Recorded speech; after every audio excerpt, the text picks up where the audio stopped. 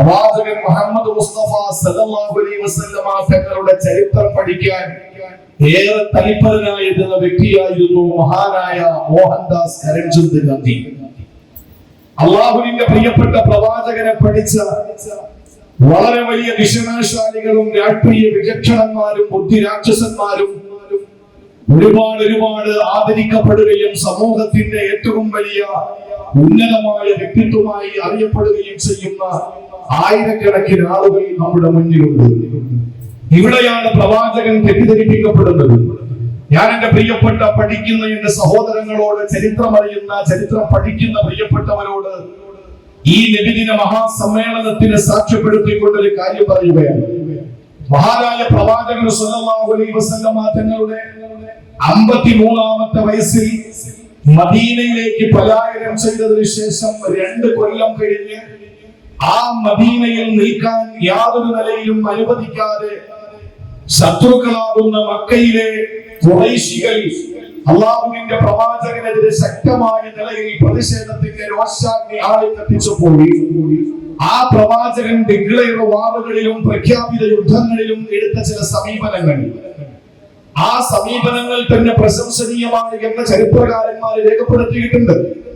നബിതങ്ങളുടെ സൈന്യത്തെ നിയന്ത്രിക്കുന്ന ശൈലി, ആ സൈന്യത്തോട് കൊടുക്കുന്ന നിർദ്ദേശങ്ങൾ, വൃദ്ധരായ സ്ത്രീകളെയും പുരുഷന്മാരെയും ആക്രമിക്കരുത്, ചെറിയ മക്കളെ ഒരിക്കലും ആക്രമിക്കരുത്, വൃക്ഷലതാദികളെ മുറിച്ചു മാറ്റരുത്, പക്ഷിപറവാദികളെ കൊന്നൊടുക്കരുത്, യാതൊരു നിലയിലും പ്രതിരോധത്തിന്റെ ഏതെങ്കിലുമൊക്കെ ഒരു സാഹചര്യം അനുകൂലമായി വന്നാൽ നിങ്ങളോട് യുദ്ധം ചെയ്യുന്നവരോട് പ്രതിരോധിക്കുക മാത്രമേ നിങ്ങൾ ചെയ്യാൻ പാടുള്ളൂ എന്ന പ്രഖ്യാപനമാണ് മഹാനായ നബി സല്ലല്ലാഹു അലൈഹി വസല്ലമ തങ്ങൾ തന്റെ അനുയായികളോട് പ്രഖ്യാപിച്ചത്. ഇവിടെ മസ്ജിദുൽ ഇജാബയുടെ ചീഫ് ഇമാമായ ബഹുമാനപ്പെട്ട ഫൈസി ഉസ്താദ്, തുറക്കാട് പള്ളിയിലെ ഇമാം, തോട്ടപ്പള്ളി മുതൽ എന്റെ ഓർമ്മ ശരിയാണ് എങ്കിൽ ഇങ്ങോട്ടുള്ള വടക്ക് ഭാഗത്തേക്ക് തിരിയുന്ന മിക്ക പള്ളികളിലെ ഇമാമിയങ്ങളും ഖുതുബ ഓതുന്നത് നിങ്ങൾ കണ്ടിട്ടുണ്ടാകും. ആ ഖുതുബ ഓതുന്ന സമയത്ത് ഒരു വാളോ ഒരു വടിയോ ആശ്രയിക്കണമെന്നത് ഫിഖ്ഹിന്റെ നിയമമാണ്. ആ വടിയും വാളും ഉപയോഗിക്കുമ്പോൾ പിടിക്കേണ്ടത് വലത് കൈയിലല്ല, ഇടത് കൈയിലാണ് പിടിക്കേണ്ടത് എന്ന് പഠിപ്പിച്ചത് കർമ്മശാസ്ത്ര പണ്ഡിതന്മാരാണ്. അതിന് കാണിച്ചു കൊടുത്തത് മഹാനായ നബി സല്ലല്ലാഹു അലൈഹി വസല്ലമ തങ്ങളാണ്. ആ വാള് പള്ളിയിലുണ്ട് എന്ന് പറയുമ്പോൾ ഒരു പഴുത്ത പഴം പോലും മുറിക്കപ്പെടാനുള്ള മൂർച്ചയില്ലാത്ത ഒരു തുരുമ്പിച്ച വാള് എന്നതിനപ്പുറത്ത് ആ വാള് അല്ലെങ്കിൽ ഒരു വടി, അതിനെ ആശ്രയിച്ചുകൊണ്ട് ഇമാം ഖതീബ് ഖുതുബ ഓതുന്ന മിമ്പറിൽ നിന്നുകൊണ്ട് അതിനെ ആശ്രയിക്കണമെന്ന് പറയുമ്പോൾ ഇടത് കൈയിൽ പിടിക്കണമെന്ന് പഠിപ്പിച്ചത് എന്തിന്റെ പേരിലാണ്? സഹജമായ ഒരു മനുഷ്യന്റെ വലത് കൈക്കാണ് ആരോഗ്യം കൂടുതൽ.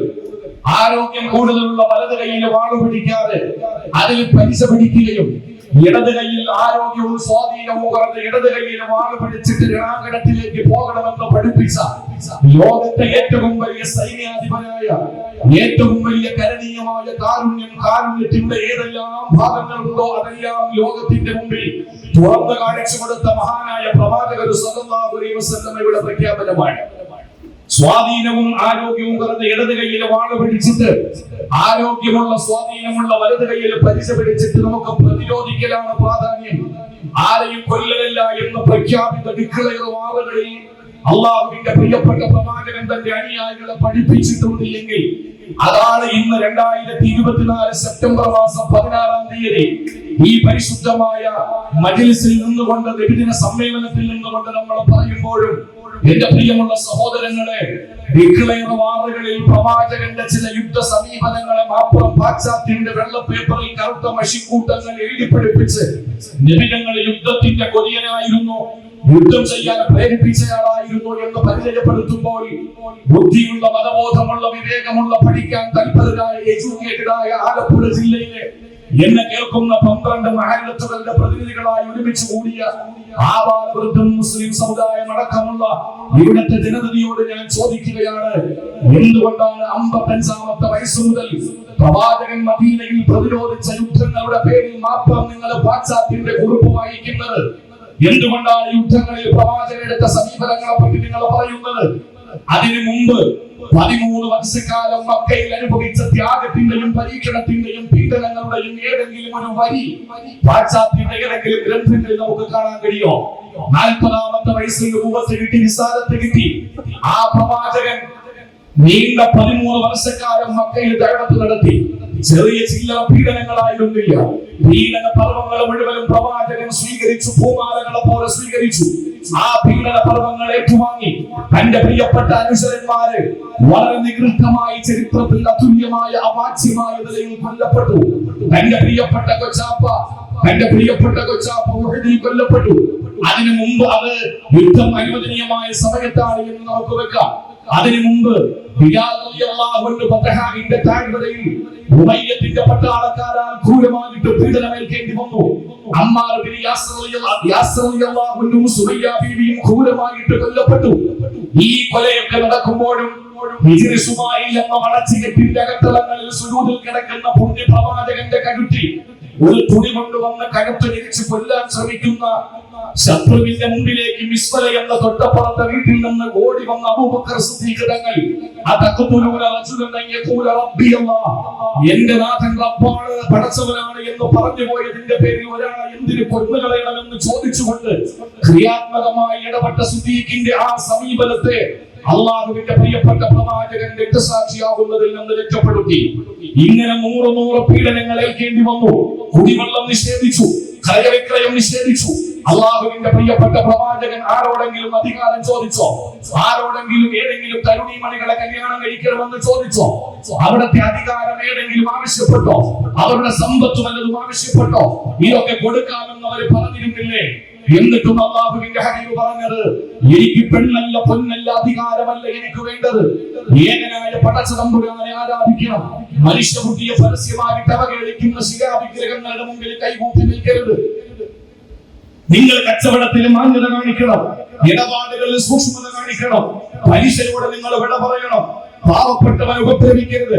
പണക്കാരൻ അവന്റെ ജീവിതം ഏറ്റവും നല്ല സേഫ് ആക്കുന്നതോടൊപ്പം തന്നെ അതിന് സുരക്ഷിതത്വം നൽകുന്നതോടൊപ്പം തന്നെ പാവപ്പെട്ടവന്റെ അവകാശം കൊടുക്കണം എന്ന് പറഞ്ഞതിന്റെ പേരിലാണോ അള്ളാഹുവിന്റെ ഹബീബ് പീഡിപ്പിക്കപ്പെട്ടത്?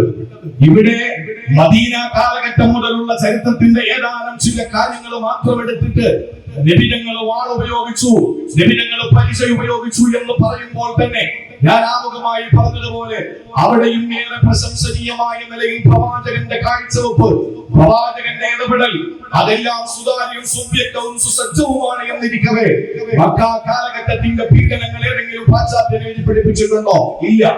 2024 സെപ്റ്റംബർ മാസം 16-ാം തീയതി തിങ്കളാഴ്ചയാണ് നമ്മൾ ഇവിടെ ഇരിക്കുന്നത്. ഈ ദിവസത്തിന് ഒരു പ്രത്യേകതയുണ്ട്. 12ഓളം വരുന്ന മഹല്ലുകൾ കൂടി ഒരു പരിശുദ്ധമായ നബിദിനത്തിന്റെ മഹാസമ്മേളനം സംഘടിപ്പിക്കുമ്പോൾ അറിഞ്ഞോ അറിയാതെയോ നമുക്ക് എത്തിപ്പോയ ഒരു ദിവസമാണ്.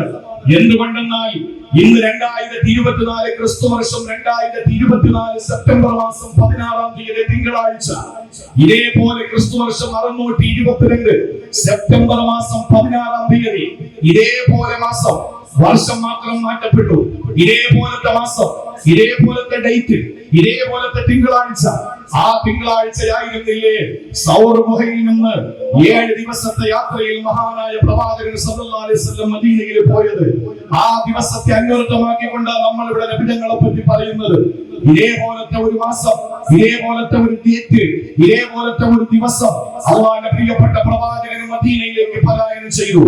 ആ പലായനം ചെയ്തു പോകുമ്പോൾ നമ്മൾ അറിയണം, പരിശുദ്ധമായ മക്കയിൽ നിന്ന് മദീനയിലേക്ക് പലായനം ചെയ്തു പോകാൻ നേരത്ത് നബിതങ്ങളുടെയും സഹാബത്തിന്റെയും മുഴുവൻ സ്വത്തുക്കളും മക്കയിൽ ഉപേക്ഷിച്ചു പോകുമ്പോഴും നബിതങ്ങളുടെ ശത്രുക്കളായി കണ്ടിരുന്ന ആളുകളെ സൂക്ഷിപ്പ് മുതൽ ഏൽപ്പിച്ചിരുന്നത് നബി സല്ലല്ലാഹു അലൈഹി വസല്ലം തങ്ങളുടെ കയ്യിലാണ്.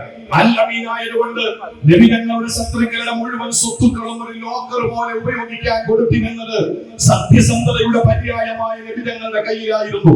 അലി റളിയല്ലാഹു അൻഹുവിനെ വിളിച്ചിട്ട് പ്രത്യേകം പറഞ്ഞു, അലിയെ, ഈ ആളുകൾക്ക് കൊടുക്കേണ്ടത് പേരും ലിസ്റ്റും കൊടുത്തിട്ട് പറഞ്ഞു, ഇന്നയാൾക്ക് ഇന്നത് കൊടുക്കണം, ഇന്നയാൾക്ക് ഇന്നത് കൊടുക്കണം.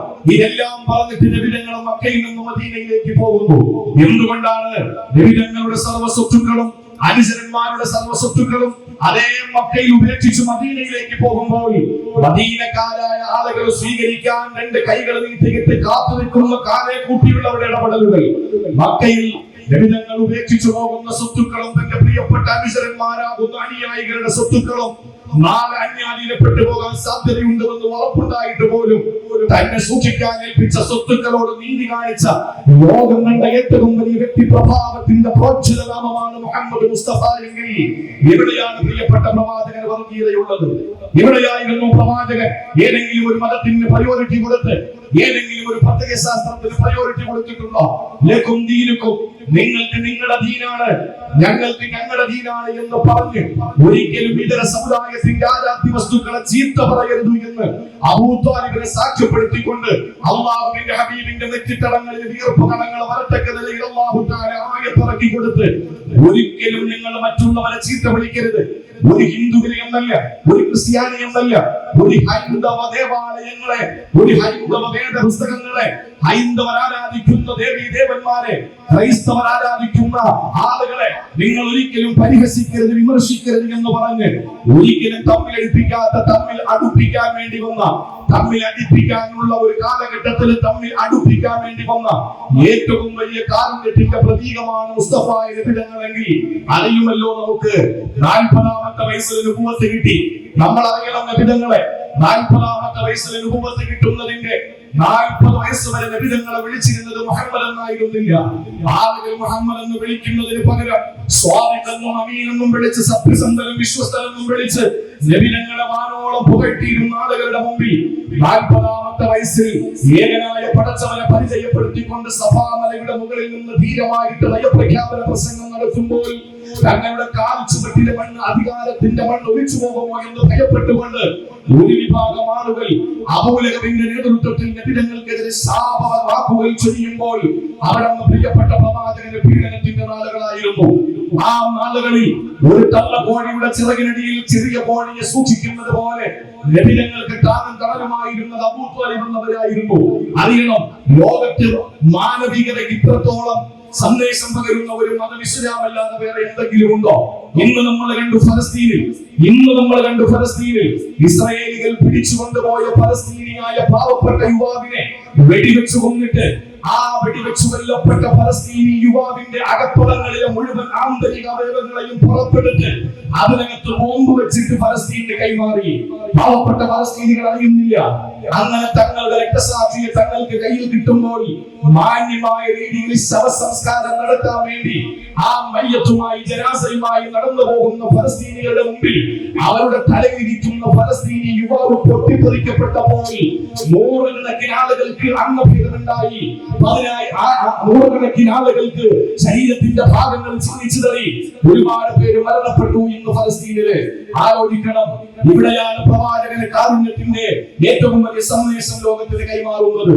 മനുഷ്യത്വം മരവിച്ചു പോയ, മസ്തിഷ്കത്തിൽ അർബുദം ബാധിച്ചു പോയ, മനസ്സാക്ഷി മരവിച്ചു പോയ ഒരു സമൂഹത്തിന്റെ മുമ്പിൽ 2024 പ്രവാചകന്റെ ജന്മദിന സന്തോഷത്തിന്റെ പേരിൽ ഇവിടെ ഒരുമിച്ച് കൂടിയിട്ട് സമ്മേളനത്തിന്റെ ഈ പ്രമേയം പാസ്സാക്കുമ്പോൾ നമുക്ക് ധീരമായിട്ട് പറയാം, ലോകത്ത് കാരുണ്യത്തിന്റെ ഒരു അംബാസഡർ ഉണ്ടെങ്കിൽ, കാരുണ്യത്തിന്റെ ഒരു പ്രതീകമുണ്ടെങ്കിൽ, കാരുണ്യത്തിന്റെ ഒരു പര്യായമുണ്ടെങ്കിൽ അത് മഹാനായ നബിതങ്ങളാണെന്ന് പറയാൻ കഴിയും.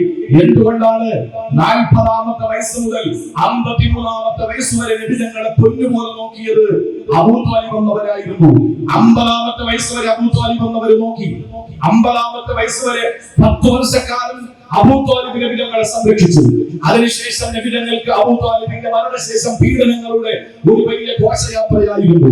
ചോദിക്കാനും പറയാനും ആരുമില്ല എന്ന് മനസ്സിലാക്കിയിട്ട് അബൂ ത്വാലിബ് എന്നവരുടെ മരണത്തിന് ശേഷം നബിതങ്ങൾക്ക് പീഡനങ്ങൾ ഏൽക്കേണ്ടി വന്നപ്പോൾ നബിതങ്ങൾ ന്യായമായിട്ടും തന്റെ പ്രിയപ്പെട്ട ഉമ്മയുടെ നാട്ടിലേക്ക് പോകാൻ തീരുമാനിച്ചു. അങ്ങനെയാണ് ത്വായിഫിലേക്ക് പോകുന്നത്.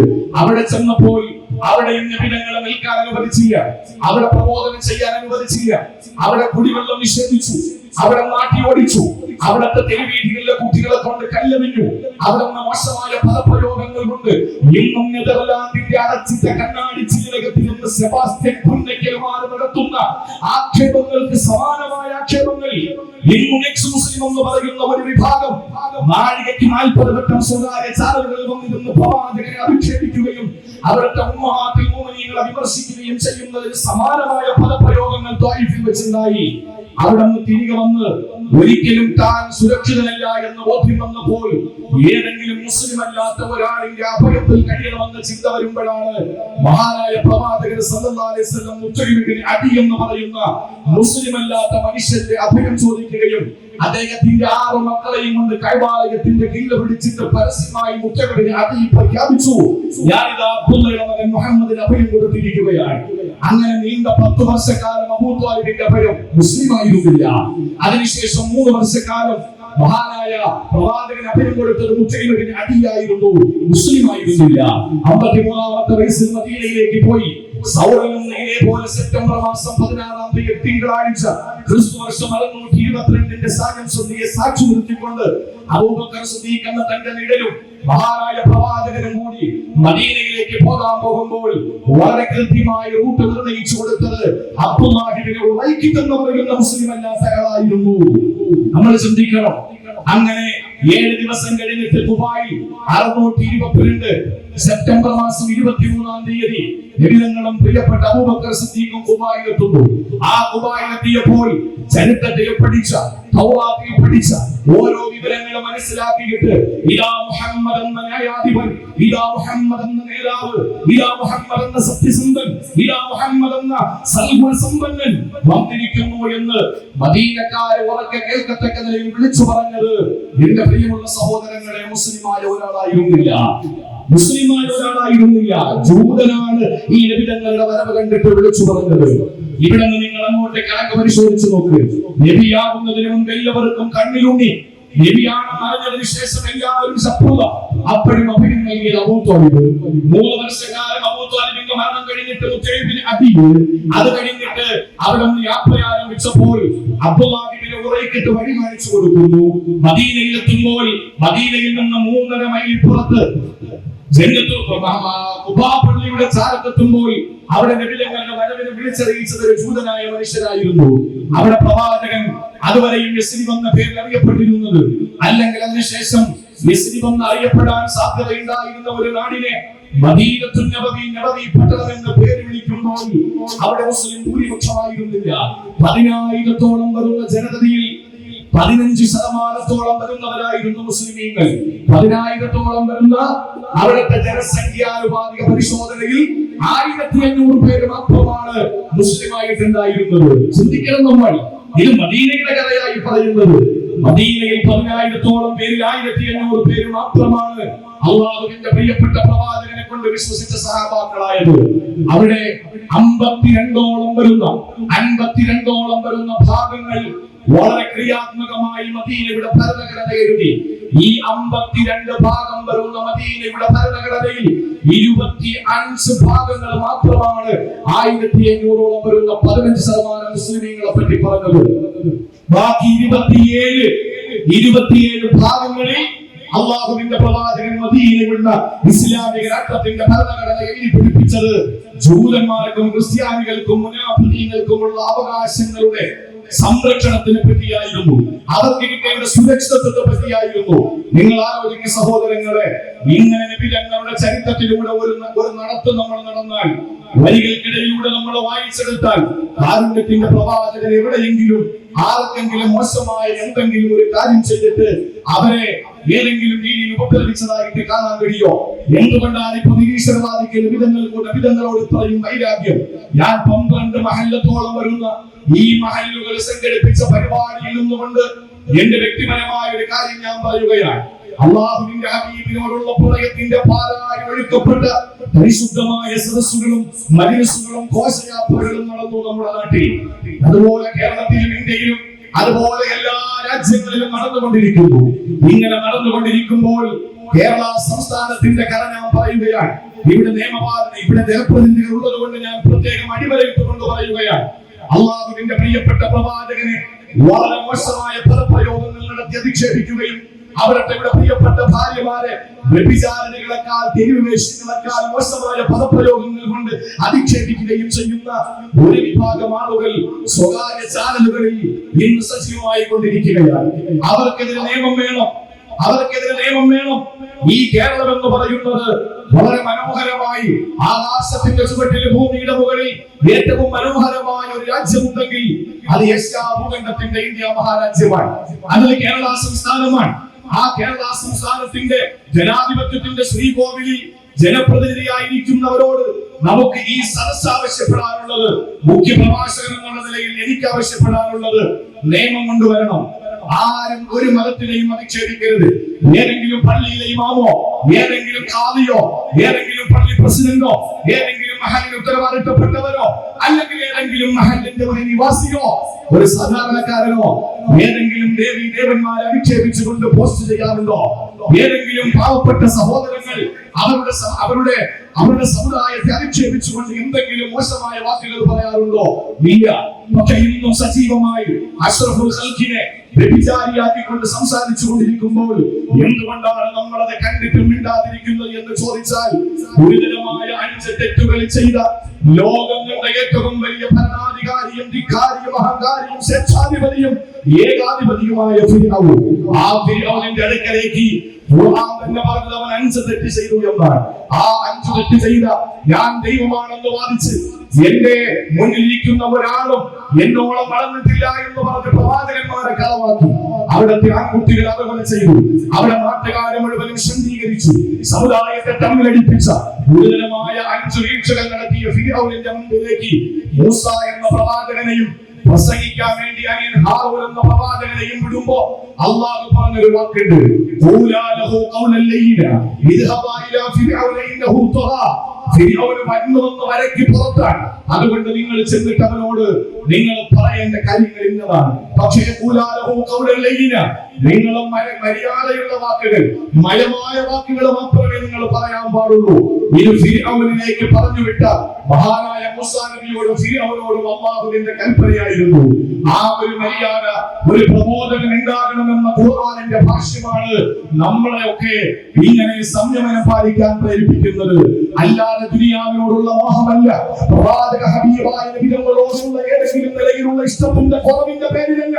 ആ പ്രവാചകന് വേണ്ടി മരിക്കേണ്ടി വന്നാൽ ആ മരണം ഏറ്റവും അനുയോജ്യവും അഭികാമ്യവും അനിവാര്യവുമാണ് എന്ന് ചിന്തിക്കുന്ന ഒരു സമൂഹമാണ്. പക്ഷേ ഒരൊറ്റ പണ്ഡിതനോ ഒരൊറ്റ പണ്ഡിത പ്രസ്ഥാനമോ ഒരിക്കലും ഒരാളെ കൊണ്ടും അങ്ങനെ ചെയ്യിക്കാത്തത്.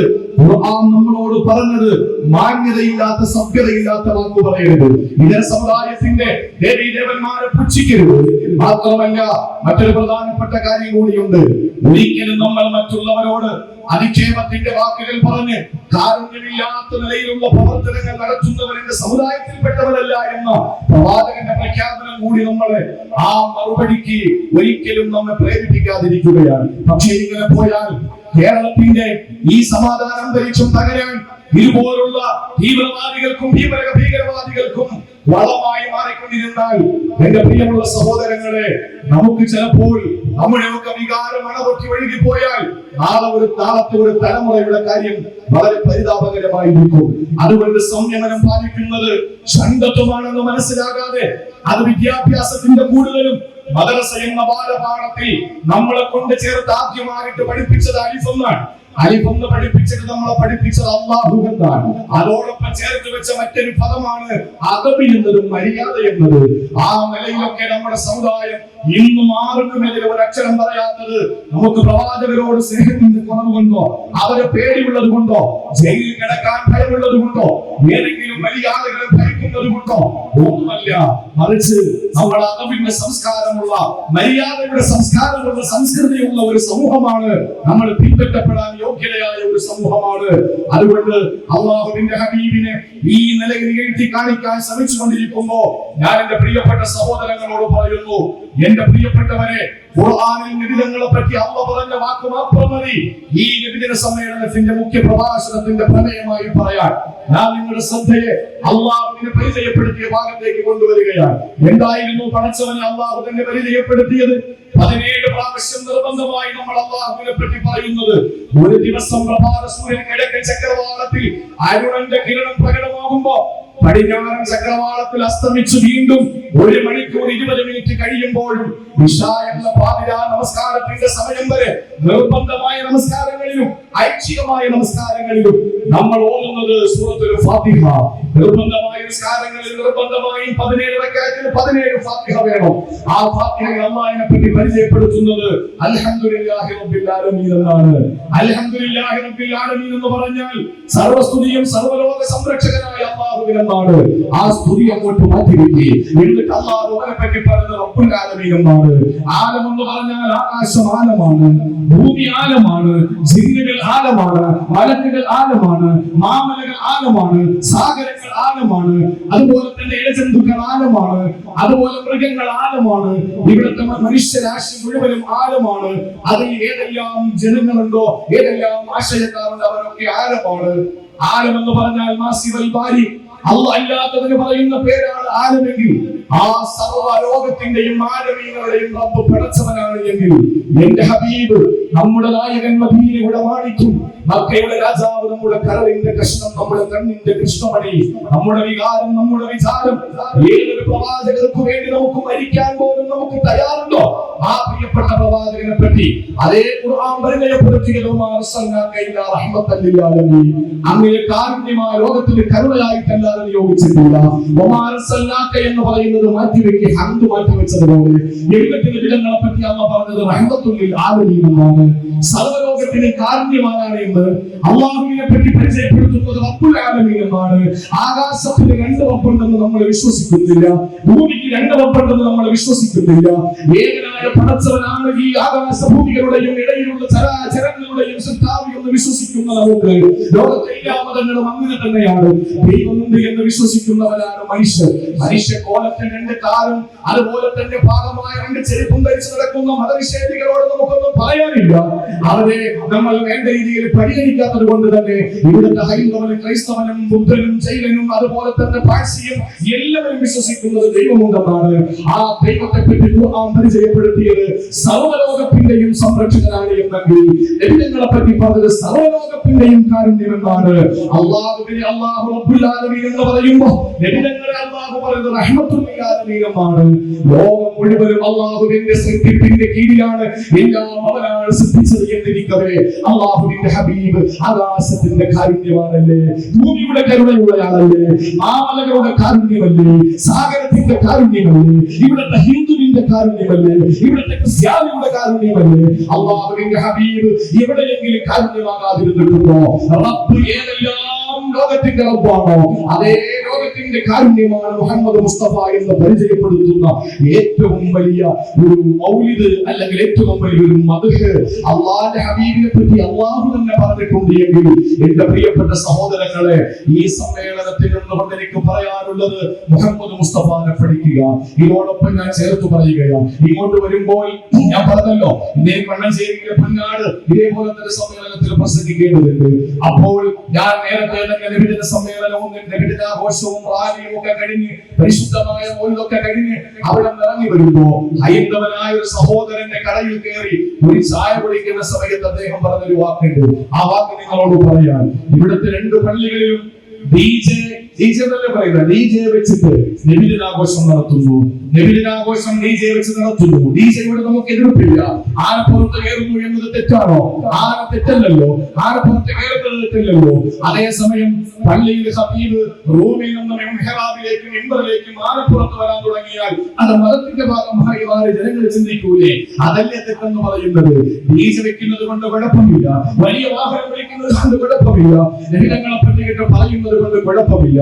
ഞാൻ പലപ്പോഴും പറഞ്ഞു, പ്രത്യേകിച്ച് റബീഉൽ 1 മുതൽ എല്ലാ വേദികളിലും ഞാൻ പറയുന്നത് എന്റെ അഭിപ്രായത്തിൽ ചെറിയ വണ്ടി പോരാ എന്ന ടോറസ് വിളിച്ചിട്ട് വലിയ വലിയ ബോക്സുകൾ വെച്ച് കെട്ടിയിട്ട് കവലകളിൽ ചെന്നിട്ട് റസൂലുള്ളാഹിനെ പറ്റി നമുക്ക് പറയാം, അവിടുത്തെ വ്യക്തിത്വത്തെ പറ്റി പറയാം, അവിടുത്തെ സ്വഭാവ മഹിമയെ പറ്റി പറയാം, അവിടുത്തെ നല്ല ഭർത്താവിനെ പരിചയപ്പെടുത്താം, അവിടുത്തെ നല്ല നായകനെ പരിചയപ്പെടുത്താം, അവിടുത്തെ നല്ല പിതാവിനെ പരിചയപ്പെടുത്താം, അവിടുത്തെ നല്ല മകനെ പരിചയപ്പെടുത്താം, അവിടുത്തെ നല്ല പൊളിറ്റിക്കൽ ലീഡറിനെ പരിചയപ്പെടുത്താം, അവിടുത്തെ ഏറ്റവും വലിയ സേനാധിപനെ പരിചയപ്പെടുത്താം. പരിചയപ്പെടുത്തുക, അവിടുത്തെ ഏറ്റവും നല്ല കൂട്ടുകാരനെ പരിചയപ്പെടുത്തുക. ഇതെല്ലാം നമ്മൾ ചെയ്യണം. പക്ഷേ DJ പോലുള്ള വലിയ വലിയ മറ്റുള്ളവർക്ക് ഹാർട്ട് രോഗികൾക്ക് പോലും അപകടകരമാകുന്ന അവസ്ഥയിൽ യാതൊരു നിലയിൽ മതബോധമില്ലാതെ കള്ളു വെച്ച് കഞ്ചാവ് വലിച്ചുകൊണ്ട് വാഹനങ്ങളിൽ ബോക്സ് വെച്ച് കെട്ടിയിട്ട് നഗരങ്ങളിലൂടെ നബിതങ്ങളുടെ പേരിൽ മ്യൂസിക് പോലുള്ള നബിതങ്ങളെ നിഷിദ്ധമാക്കിയ ഓരോ കാര്യങ്ങൾ നടത്തിയിട്ട് എന്റെ പ്രിയപ്പെട്ട സഹോദരങ്ങളെ നബിദിനാഘോഷം നടത്തുന്നവരോട് എനിക്ക് പറയാനുള്ളത്, ഇന്നലെ ഞാൻ പ്രസംഗിച്ച ഒരു സ്ഥലം, ഞാൻ സ്ഥലം പറയുന്നില്ല, സോഷ്യൽ മീഡിയ കാണുന്നവർക്കറിയാം. ആ സ്ഥലത്ത് ഞാൻ പ്രസംഗിക്കാൻ വേണ്ടി ചെല്ലുമ്പോ കേരളത്തിൽ തന്നെ, പ്രത്യേകിച്ച് തെക്കൻ കേരളത്തിലെ ഏറ്റവും വലിയ ആശുപത്രി റസൂലായ ഒരു മഹാനായ അല്ലാഹുവിന്റെ ആരിഫീങ്ങളിൽപ്പെട്ട ഒരു മനുഷ്യൻ നടത്തുന്ന പരിപാടിയാ. ആ പരിപാടിയിൽ ഞാൻ കയറുമ്പോൾ എന്നോട് പറഞ്ഞു, നിങ്ങൾ ഇതിനെതിരെ ശക്തമായി പ്രസംഗിക്കണമെന്ന് പറഞ്ഞു. ഞാൻ ആ പ്രസംഗം അങ്ങോട്ട് ആരംഭിക്കുമ്പോഴേക്കും എന്റെ പ്രിയമുള്ള സഹോദരങ്ങളെ, ആ റോഡിന്റെ ഭാഗത്തിലൂടെ യാത്ര ഇങ്ങനെ പോയിക്കൊണ്ടിരിക്കുകയാണ്. ആളുകളെല്ലാം നോക്കുന്നു, എന്തായിരുന്നു നബി സല്ലല്ലാഹു അലൈഹി വസല്ലം തങ്ങളുടെ ജന്മദിനത്തിൽ നമ്മൾ ഇങ്ങനെ കാണിക്കുന്നത്? ആകാം. ഒരു വിഭാഗം ആളുകൾ പറയുന്നു, ഇപ്പോ വയനാടൊക്കെ സംഭവിച്ചില്ലേ, നബിദിനം തന്നെ വേണ്ട എന്ന് പറയുന്നു. നബിദിനം വേണ്ട എന്നാണോ പറയേണ്ടത്? പ്രിയപ്പെട്ട സഹോദരങ്ങളെ, റാലിമത്തതിനേക്കാൾ ശക്തിപ്പെടുത്തേണ്ടതുണ്ട്. ശക്തമായ റാലികൾ സംഘടിപ്പിച്ചിട്ട് ഓരോ മുക്കിലും മൂലകളിലും വയനാട്ടിന്റെ പാവപ്പെട്ട ജനങ്ങൾക്ക് വേണ്ടി ദുആ സംവിധാനമാണ് ഈ റബീഉൽ കണ്ടെത്തേണ്ടിയിരുന്നത്. അല്ലാതെ നമ്മൾ ഈ കസേരയ്ക്ക് കൊടുക്കുന്ന പൈസ കൊണ്ടുവന്ന്, അല്ലെങ്കിൽ ഈ സ്റ്റേജ് കെട്ടിയ പൈസ കൊണ്ടുവന്ന് വയനാടിന് കൊടുത്താൽ എന്തെങ്കിലും ആവുമോ? അവർക്ക് ആകെങ്കിൽ കൂടുതലായിട്ടില്ലേ? അതിനെപ്പറ്റി ഇതൊന്നും തൽക്കാലം ഞാൻ പറയുന്നില്ല. അപ്പൊ ഞാൻ എന്റെ പ്രിയപ്പെട്ട സഹോദരങ്ങളോട് പറയുന്നത്, ഈ പറയപ്പെടുന്ന രീതിയിൽ ആഘോഷം തന്നെ വേണ്ട എന്ന് പറഞ്ഞ് എന്തിന് നമ്മൾ ആഘോഷിക്കണമെന്ന് ചിന്തിക്കുമ്പോ, അറ്റ്ലീസ്റ്റ് റബീഉൽ അവ്വൽ 12ന്റെ അന്നെങ്കിലും നമ്മുടെ മക്കൾക്ക് നബിതങ്ങളെ പറ്റി സ്വലാത്ത് പറഞ്ഞ് ഒരു റാലി സംഘടിപ്പിക്കാൻ അവസരം കൊടുത്തില്ലെങ്കിൽ എന്ത് പ്രവാചക പ്രേമികളാ. അതിന്റെ മറുഭാഗം ഞാൻ പറയുന്നു, നബിതങ്ങൾ നിരോധിച്ച മ്യൂസിക് ഇട്ടുകൊണ്ട്, നമസ്കാരം ഉപേക്ഷിച്ചുകൊണ്ട്, അതുപോലെ തന്നെ മറ്റുള്ളവർക്ക് ബുദ്ധിമുട്ടുണ്ടാക്കുന്ന രീതിയിൽ പല നിലയിലുമുള്ള കാര്യങ്ങൾ നമ്മൾ കണ്ടുവരുന്നു. ചെറുപ്പക്കാരോട് ദേഷ്യമില്ല, പകയില്ല, വൈഷമ്യമില്ല, വൈമനസ്യമില്ല, വൈകലഭ്യമില്ല, വെറുപ്പില്ല, ക്രോധമില്ല, ഒന്നുമില്ല. അവരോട് എനിക്ക് ഒരൊറ്റ കാര്യമേ പറയാനുള്ളൂ, എന്റെ പ്രിയപ്പെട്ട സഹോദരങ്ങളെ, ഈ വൈകിയ വേളയിൽ എനിക്ക് അവരോട് പറയാനുള്ളത്, അല്ലാഹുവിന്റെ ഖുർആൻ സൂറത്തുൽ തൗബയിൽ നബിതങ്ങളെ പരിചയപ്പെടുത്തുന്ന ഒരു സൂക്തമുണ്ട്. ആ സൂക്തം ആരംഭിക്കുന്നത് ഇങ്ങനെയാണ്, അല്ലാഹുവിന്റെ ഹബീബാണെന്ന് പറഞ്ഞിട്ട് പറയുന്നു, ലഖദ് ജാഅകും റസൂലുൻ മിൻ അൻഫുസികും, നിങ്ങളിൽ നിന്നൊരു പ്രവാചകൻ നിങ്ങൾക്ക് വന്നു, നിങ്ങളിൽ നിന്ന് നിങ്ങൾക്ക് ഒരു പ്രവാചകൻ വന്നിട്ടുണ്ട്. ആ പ്രവാചകന്റെ പ്രത്യേകത, അസീസുൻ അലൈഹി മാ അനിതും, നിങ്ങൾക്ക് എന്ത് സങ്കടം വന്നാലും അല്ലാഹുവിന്റെ ഹബീബിന് സങ്കടമാണ്, ഉറങ്ങാൻ പറ്റില്ല. ഈ ആലപ്പുഴ ജില്ലയിലെ, ഏഷ്യാ ഭൂഖണ്ഡത്തിലെ, ഇന്ത്യ മഹാരാജ്യത്തിന്റെ കേരള സംസ്ഥാനത്തിന്റെ ആലപ്പി ജില്ലയിലെ ഈ പറയപ്പെടുന്ന ഈ സ്ഥലത്തിരിക്കുന്ന നിങ്ങൾക്ക് ഒരു ദുഃഖം വന്നാൽ അല്ലാഹുവിന്റെ ഹബീബിന് ഉറങ്ങാൻ പറ്റില്ല, അല്ലാഹുവിന്റെ റസൂലിന് സഹിക്കാൻ പറ്റില്ല. ഇത് ഖുർആനിന്റെ ഭാഷ്യമാണ്. വീണ്ടും നബി തങ്ങളെ പറ്റി പറഞ്ഞു, വഹരീസുൻ അലൈക്കും, നിങ്ങളോട് അങ്ങേയറ്റം സ്നേഹമുള്ള ആളാണ്. നിങ്ങളോട് നിങ്ങൾക്കൊരു സന്തോഷം വന്നാൽ അതിൽ മുത്തുനബി സന്തോഷിക്കുകയാണ്. ഇത് പറഞ്ഞിട്ടല്ല പറയുന്നു, ബിൽമുഅ്മിനീന റഊഫുർ റഹീം, നബി തങ്ങൾ മുഅ്മിനീങ്ങളോട് അങ്ങേയറ്റം കരുണയുള്ള റഊഫത്തുള്ള ആളാ. ഇത് കേൾക്കുമ്പോൾ ഇതര സമുദായത്തിൽ ആരും ചിന്തിച്ചു പോകരുത്, നബി തങ്ങൾക്ക് മുസ്ലിമീങ്ങളോട് മാത്രമേ സ്നേഹമുള്ളൂ എന്ന്. എനിക്ക് എന്റെ മക്കളോട് അങ്ങേയറ്റ സ്നേഹമാണെന്ന് ഞാൻ എന്റെ മക്കളെ വാരി കോരിയെടുത്ത് ഇടത് കൈ കൊണ്ട് പിടലിയിൽ പിടിച്ച് വലത് കൈ കൊണ്ട് ദാടിയിൽ പിടിച്ചിട്ട് അവന്റെ ഒലിക്കുന്ന ചുണ്ടിൽ ചുംബനം കൊടുക്കണമെന്ന് പഠിപ്പിച്ച മുസ്തഫായ നബി തങ്ങളുടെ ആ സുന്നത്ത് മുറുകെ പിടിച്ച് ഞാൻ എന്റെ മക്കളെ വാരി പുണർന്ന് ചുടിച്ചുമാനം കൊടുക്കുമ്പോ ഞാൻ പറയുന്നു, എന്റെ മക്കൾ എന്റെ ജീവനാണ്. അതിന്റെ അർത്ഥം എന്റെ ഉമ്മ എന്റെ ജീവനല്ലെന്നാണോ? എന്റെ വാപ്പ എന്റെ ജീവനല്ലെന്നാണോ? എന്റെ ഭാര്യ എനിക്ക് വെറുക്കപ്പെട്ടവളാണെന്നാണോ? അല്ല, ആരെക്കാളും ഞാൻ സ്നേഹിക്കുന്ന എന്റെ മക്കളെയാണ് എന്നല്ലേ അതിന്റെ അർത്ഥം. നബിതങ്ങൾ മുഅ്മിനീങ്ങളോട് കരുണയും റഹ്മത്തുമുള്ള ആളാണെന്ന് പറയുമ്പോൾ മറ്റുള്ളവരോട് സ്നേഹമില്ലാത്ത ആളാണ് എന്നല്ല. അതാണ് എന്റെ പ്രിയപ്പെട്ടവരെ പറഞ്ഞത്. വിശുദ്ധ ഖുർആനിൽ 4 വിശേഷണങ്ങളും നിങ്ങളിൽപ്പെട്ട ഒരു പ്രവാചകനാണ്. മലക്കല്ല, മലക്കായിരുന്നുവെങ്കിൽ വ്യഭിചരിക്കുന്നവന്റെ കൈ പിടിച്ച് കരുതെന്ന് പറഞ്ഞാൽ, കള്ളു കുടിക്കുന്നവന്റെ കൈ പിടിച്ച് കരുതെന്ന് പറഞ്ഞാൽ നമ്മളൊക്കെ പറയുമായിരുന്നു, മുഹമ്മദേ സല്ലല്ലാഹു അലൈഹി വസല്ലം നീ മലക്കാൻ, അതുകൊണ്ട് നിനക്കത് പറയാം. പച്ച മണ്ണ് കുട്ടിയാൽ ശബ്ദം കേൾക്കുന്ന പച്ചവെള്ളവും പച്ചമണ്ണും കൂട്ടിക്കലർത്തിയിട്ട് എന്ന പേരിൽ എന്നെ പടച്ചിട്ട് വികാരവും വിചാരവും എന്നിൽ സന്നിവേശിപ്പിച്ചിട്ടുണ്ടെങ്കിൽ എനിക്കതില്ലാതെ പറ്റൂല എന്ന് മനുഷ്യർ മലക്കായ പ്രവാചകനോട് പറയുമായിരുന്നു. അതുകൊണ്ട് അള്ളാഹു എന്ത് ചെയ്തു? ഒരു മനുഷ്യനായ പ്രവാചകനെ ഇറക്കി കൊടുത്തു. നിങ്ങളിൽ നിന്നൊരു പ്രവാചകൻ, നിങ്ങൾ നിന്ന് പ്രവാചകൻ എന്ന് പറഞ്ഞാൽ ആ പ്രവാചകൻ ഒന്നും ഗോപ്യമില്ല, ഒന്നും മറയ്ക്കാനില്ല, അവ്യക്തതയില്ല. എന്റെ പ്രിയപ്പെട്ടവരെ, കമ്മ്യൂണിസ്റ്റുകാരന്റെ മുമ്പിൽ ഉണ്ടാവുമല്ലോ കേരളത്തിന്റെ മുഖ്യമന്ത്രി സഖാവ് പിണറായി വിജയന്റെ തലയുടെ മുടിയിൽ രോമങ്ങളെ നരച്ചു എന്ന് പറയാൻ സിപിഎമ്മിന്റെ ഏതെങ്കിലും പ്രവർത്തകർ കഴിയോ? നിങ്ങൾ പറയുന്ന കാര്യം ഞാൻ എടുക്കും. എ.ഡി. സതീശൻ എന്ന ഓപ്പോസിഷൻ ലീഡറുടെ തലമുടി എത്ര നരച്ചിട്ടുണ്ടെന്ന് പറയാൻ, കെ. സുധാകരന്റെ തലമുടി നരച്ചിട്ടുണ്ടെന്ന് പറയാൻ നിങ്ങൾക്ക് കഴിയോ? ആദരണീയനായ പാണക്കാട് സയ്യിദ് സാദിഖ് അലി ശിഹാബ് തങ്ങളുടെ തലമുടി എത്ര നരച്ചിട്ടുണ്ട് എന്ന് പറയാൻ ഇവിടുത്തെ മുസ്ലിം ലീഗുകാരന് കഴിയോ? പോട്ടെ, ഇവിടെ കിടക്കുന്ന ഭാര്യയുടെ തലയിൽ എത്ര രോമം നരച്ചിട്ടുണ്ടെന്ന് പറയാൻ നിങ്ങൾക്ക് കഴിയോ? കഴിയില്ല. സയ്യിദുൽ ഉലമാ ജിബ്രീൽ മുത്തുക്കോയ തങ്ങളുടെ തലമുടിയും ദാടിയും എത്ര നരച്ചെന്ന് പറയാൻ സമസ്ത മക്കൾക്ക് കഴിയോ? ബഹുമാനപ്പെട്ട സുൽത്താനുൽ ഉലമാ കാന്തപുരം എ.പി. അബൂബക്കർ മുസ്ലിയാർ അദ്ദേഹത്തിന്റെ ദാടി രോമങ്ങൾ എത്ര നരച്ചു എന്ന് പറയാൻ എ.പി. സമസ്തക്കാർക്ക് കഴിയോ? എ.പി. അബൂബക്കർ ഹസരത്ത് എന്ന എന്റെ അഭിമന്യനായ ഗുരുനാഥൻ ദക്ഷിണ കേരള ജംഇയ്യത്തുൽ ഉലമയുടെ പ്രസിഡന്റ് അദ്ദേഹത്തിന്റെ ദാടിയും തലമുടിയും എത്ര നരച്ചു എന്ന് പറയാൻ ഏത് ദക്ഷിണക്കാരന് കഴിയും? സംസ്ഥാന ജംഇയ്യത്തുൽ ഉലമയുടെ നേതാവ് മുമ്പാട് നജീബ് മൗലാനയുടെ ദാടി രോമങ്ങൾ നരച്ചതിന്റെ എണ്ണം പറയാൻ ആർക്ക് കഴിയും? കോട്ടെ, നമ്മുടെ ഭാര്യയ്ക്ക് ഭർത്താവിന്റെ രോമങ്ങൾ എത്ര നരച്ചു എന്ന് പറയാൻ കഴിയോ? കോട്ടെ, അതും വിട്ടേക്ക് സ്വന്തമായി കണ്ണാടിയുടെ മുമ്പിൽ ചെന്നിട്ട് എന്റെ രോമം നരച്ചു എന്ന് പറയാൻ ആർക്കായി ആലപ്പുഴയിൽ കഴിയുക? ആർക്കും കഴിയില്ല.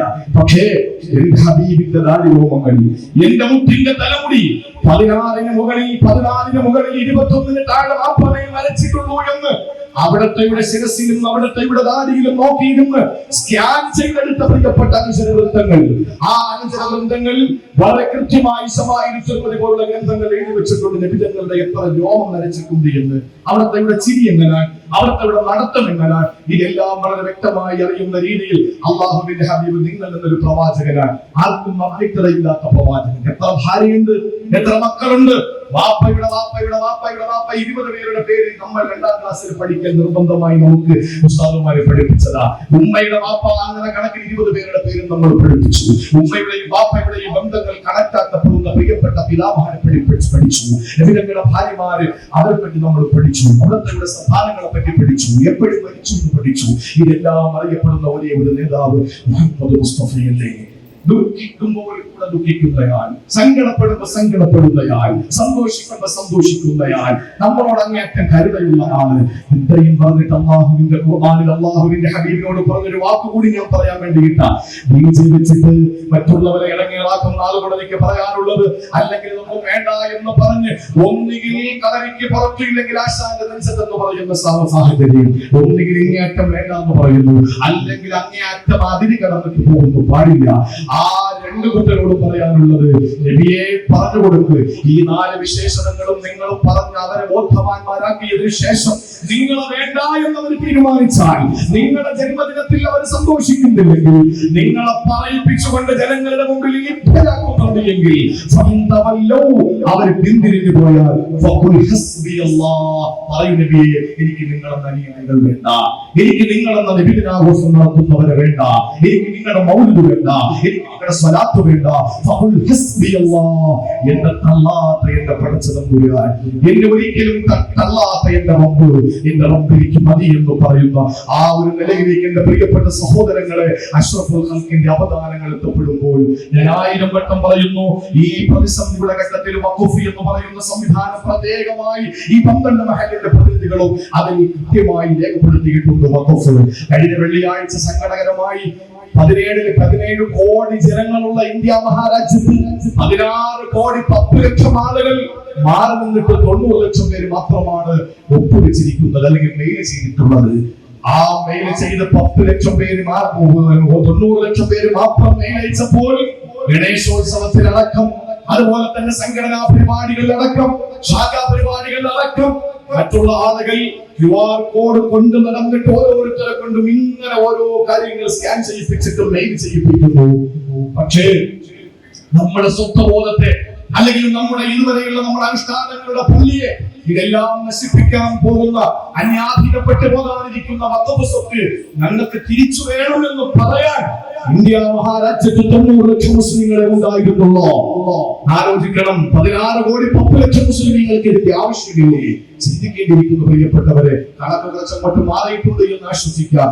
അങ്ങനെ നമ്മുടെ വഖഫ് സ്വത്ത്, അതുപോലെ തന്നെ നമ്മുടെ ഏകീകൃത സിവിൽ കോഡ്, അതുപോലെ തന്നെ പൗരത്വ ഭേദഗതി, ഇതെല്ലാം മറന്നുകൊണ്ടിരിക്കുമ്പോ നമുക്ക് നമ്മുടെ രാജ്യത്തിന്റെ ഭരണാധികാരികളെ ഉറക്കം നടിക്കുകയോ ഉറങ്ങുകയോ ചെയ്യുമ്പോ അവരെ വിളിച്ചു നിർത്തിയിട്ട് ബോധവാന്മാരാക്കാൻ നമ്മൾ ശ്രമിക്കണം. നബിദിന സമ്മേളനം അങ്ങനെ ഒരു മാറ്റത്തിന്റെ മാറ്റിൽ ശ്രമിക്കുന്നതാകട്ടെ എന്ന് ആത്മാർത്ഥമായിട്ടുള്ള ആഗ്രഹവും അതിനു വേണ്ടിയിട്ടുള്ള ശക്തമായ ദുആയും എല്ലാവിധ പിന്തുണയും നൽകിക്കൊണ്ട്, അല്ലാഹുവിന്റെ റസൂൽ കരുണയാണ്, കാരുണ്യത്തിന്റെ സാഗരമാണ്, സ്നേഹത്തിന്റെ പ്രതീകമാണ്, സ്നേഹത്തിന്റെ പര്യായമാണ്. ആ നിബിധങ്ങളെ നെഞ്ചിന്റെ ഉള്ളിൽ കടത്തിവിട്ട് എല്ലാ തടസ്സങ്ങളും കൽബിന്റെ ഉള്ളിൽ നിന്നെടുത്ത് പുറത്തേക്ക് നട്ട് കൽബിന്റെ ഉള്ളിൽ അല്ലാഹുവിന്റെ ഹബീബിനെ പ്രതിഷ്ഠിച്ച് പ്രവർത്തനങ്ങളിലൂടെ, വാക്കുകളിലൂടെ, അടക്കത്തിലൂടെ എല്ലാ നിലയിലും നിബിധങ്ങളോടുള്ള അക്ഷരം പ്രതി അനുഭാവന ചെയ്യുന്ന ഒരു നല്ല നാളെ നമുക്ക് കിട്ടട്ടെ എന്ന് ആത്മാർത്ഥമായി ദുആ ചെയ്തുകൊണ്ട് വാക്കുകൾക്ക് വിരാമം. അസ്സലാമു അലൈക്കും വറഹ്മത്തുള്ളാഹി.